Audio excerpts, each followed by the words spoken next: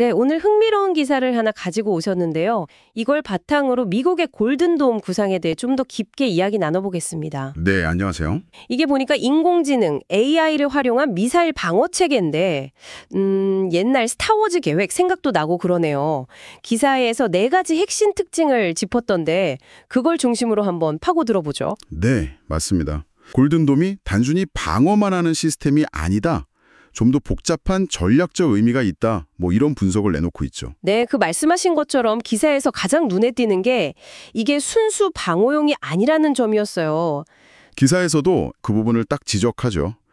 기사에서는 뭐 MK-41 수직 발사관 같은 걸 이용해서 지상이나 해상에서 타격할 수도 있다. 이런 분석까지 내놓고 있어요. 와, 그럼 AI는 여기서 정확히 어떤 역할을 하는 건가요? 그게 중요하죠. AI가 이제 위성이나 여러 정찰 자산에서 오는 엄청난 정보들을 그걸 실시간으로 쫙 모으고 분석해서요. 위협을 아주 초기에 탐지하고 또 표적을 식별하는 그야말로 시스템의 두뇌 역할을 맡게 된다. 이런 분석입니다. AI가 들어가면서 방어의 차원이 달라지는 거군요.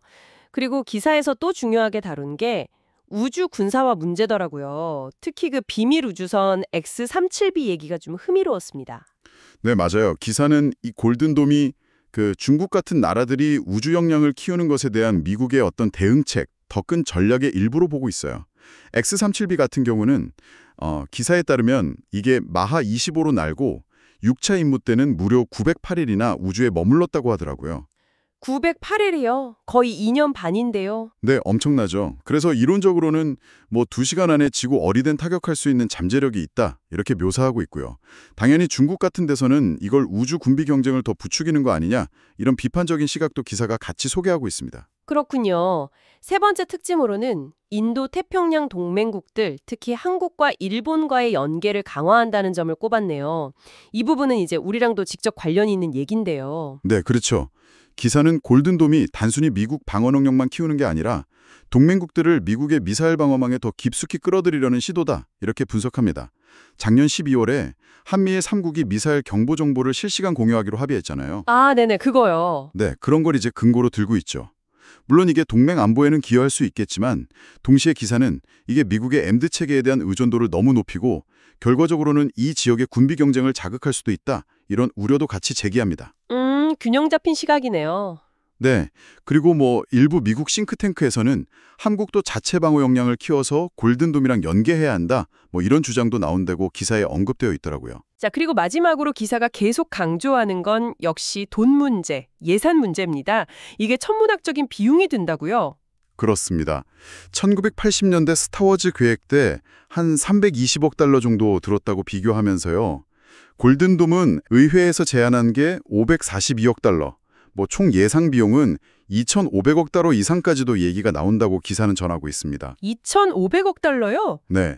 이건 뭐 로키드 마틴, 보잉, 노스롭 그루먼, RTX 같은 그야말로 거대 방산업체들한테는 엄청난 기회가 되겠죠. 심지어 스페이스X 같은 민간 기업의 참여 가능성까지도 언급하고 있습니다. 그러니까 단순 국방력 강화 차원을 넘어서 미국 경제나 특정 산업에도 엄청난 영향을 미친다는 거군요. 네, 바로 그 점을 기사가 지적하고 있는 겁니다. 네, 오늘 기사를 통해 본 골든돔 구상, 정리해보면 AI 기반의 선제적 방어 개념, 우주 군사화, 동맹 규합, 그리고 막대한 경제적 이해관계까지 정말 복합적인 계획이네요. 이 기사의 분석 내용 중에서 특별히 더 주목하신 부분이 있으셨나요? 이 기사가 잘 보여주듯이 골든돔은 정말 기술적으로나 군사적으로나 또 경제적으로나 엄청난 파급력을 가진 계획인 건 분명해 보입니다. 근데 여기서 한 걸음 더 나아가서 이런 질문을 던져보고 싶어요. 이 기사가 묘사하는 것처럼 이렇게 고도로 기술화되고 심지어 선제적인 성격까지 갖춘 이런 방어 전략이 과연 궁극적으로 세계 평화와 안정에 기여할까? 아니면 오히려 의도치 않게 새로운 군비 경쟁이나 불안정을 더 심화시키는 결과를 낳게 될까? 이 질문에 대한 답은 글쎄요, 앞으로 우리가 계속 지켜봐야 할 문제가 아닌가 싶습니다.